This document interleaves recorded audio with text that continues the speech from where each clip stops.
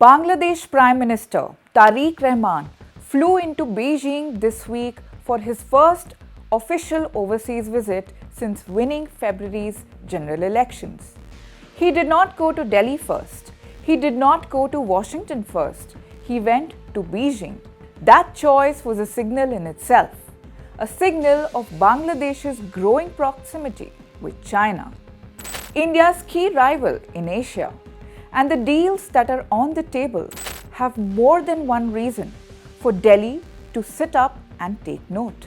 Bangladesh has revived Chinese participation in the Tista River project. It is discussing the implementation of Beijing-backed river management plans. At the same time, Bangladesh has openly expressed interest in buying China's J-10CE fighter jets, the same aircraft Pakistan used during Operation Sindoor. Bangladesh and China have also agreed to jointly develop an economic zone at Mongla, a piece of land originally earmarked for an Indian economic zone.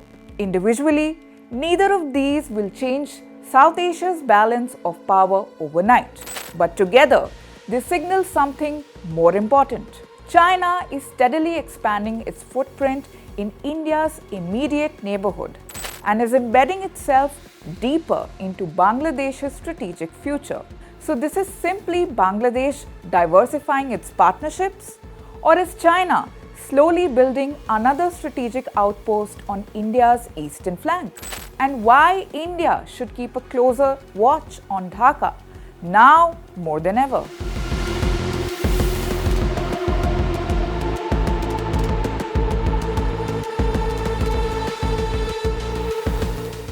Now here is the part that will make India wary. Bangladesh is in advanced talks to acquire 24 Chinese J-10CE multi-role fighter jets. The deal is valued at approximately $2.2 billion. Each aircraft costs around $40 million, a fraction of what a Rafale or an F-16 costs. Dhaka hopes to sign the final agreement soon, and the deliveries could begin as early as this year. The J-10CE is China's export variant of the Chengdu J-10C. It is a 4.5 generation aircraft capable of Mach 1.8 speeds, equipped with active electronically scanned array radar, beyond visual range missiles, and digital fly-by-wire systems. It is, by any objective standard, a serious combat aircraft. And here is the detail that concentrates minds in New Delhi. The J-10CE is the exact aircraft Pakistan deployed during Operation Sindoor. The only country in the world that currently operates this jet outside of China is Pakistan.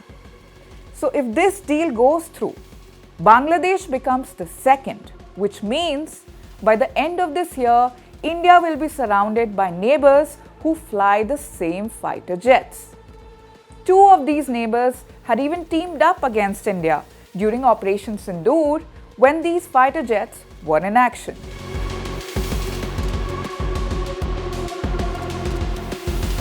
Bangladesh is now simultaneously setting up a joint drone manufacturing facility with China Electronics Technology Group Corporation near the Bogra Air Base, which sits close to India's northern border. The facility will produce medium altitude and vertical takeoff drones, including technology transfers. And separately, Bangladesh is upgrading a World War II era airbase in Lal Munirhat, just 20 kilometers away from the Indian border, with new hangars, radar systems, and repair infrastructure. With drones now becoming an essential weapon in the arsenal for any country, the move will keep India on alert. Pakistan gets Turkish drones, Bangladesh will have Chinese drones. That's why India is putting immense effort into developing its own drone squadron to tackle dual threats.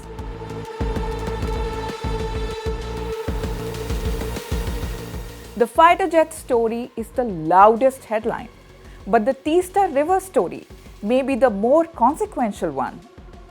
China's Water Resources Minister met the Bangladeshi Prime Minister and promised comprehensive cooperation on river management, especially the Tista River Comprehensive Management Project. Here is why China's interest in Tista project gets interesting.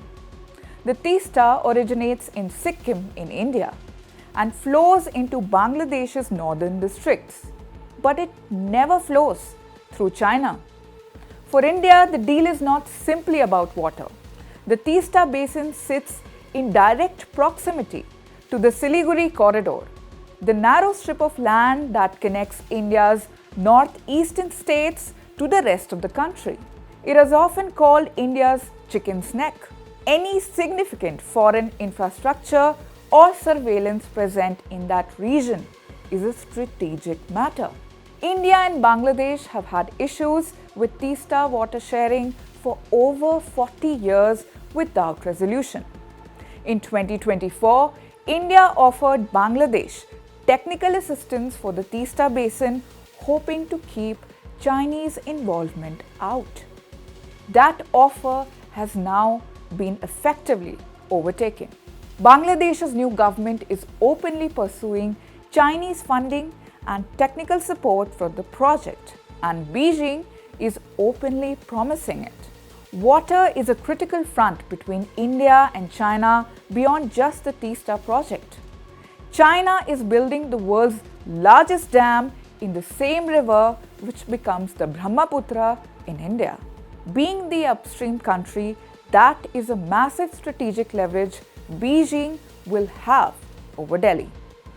But India's counter move with the biggest hydro projects aims to balance out that advantage.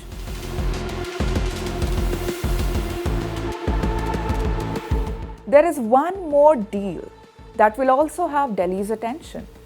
At Mongla, Bangladesh's second largest seaport, a Chinese state-owned firm signed an MOU to develop a new economic zone there. The zone covers 110 acres of land adjacent to the Mongla Port. That piece of land was originally allocated in 2015 for an Indian economic zone. The Hiranandani Group was nominated by Delhi as a developer in 2018, but the project stalled. After the political transition in Bangladesh in August 2024, the Indian developer failed to begin the construction within the stipulated deadline. Bangladesh's interim government formally delisted the Indian project in October 2025, and within months, China stepped in to take that site.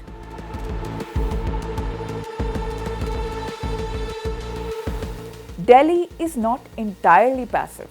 This week, India restarted tourist visa services for Bangladeshi nationals, the first time in nearly 2 years. India's newly appointed High Commissioner to Bangladesh, Dinesh Trivedi, has been given a cabinet minister rank. This is a signal that New Delhi takes this relationship seriously enough to send a heavyweight. These are gestures of outreach. Whether they arrive in time to arrest the drift is the real question. China already supplies over 70% of Bangladesh's imported military hardware. Chinese submarines, armored vehicles, missile systems, and naval platforms dominate Dhaka's defense inventory. A J-10CE deal would not just add aircraft to Bangladesh's fleet. It would deepen interoperability, maintain dependency, and military doctrine alignment, all pointing towards Beijing. India and Bangladesh share history, geography, language, culture, and rivers. However, what they do not share currently is strategic momentum. Bangladesh is not India's enemy, but Bangladesh is increasingly China's partner. And in the competition for influence in South Asia, these two things are related. The chicken's neck sits just the west of the Tista. The jets coming in from the same Chinese production line that armed Pakistan during Operation Sindoor. The port plot that was India's now carries a Chinese flag. So Delhi is watching. The question is whether it is doing enough to ensure that China's growing influence does not eventually translate into strategic leverage in India's very own neighbourhood. The question is whether India can move fast enough to remain the partner of first choice before today's commercial projects become tomorrow's strategic realities.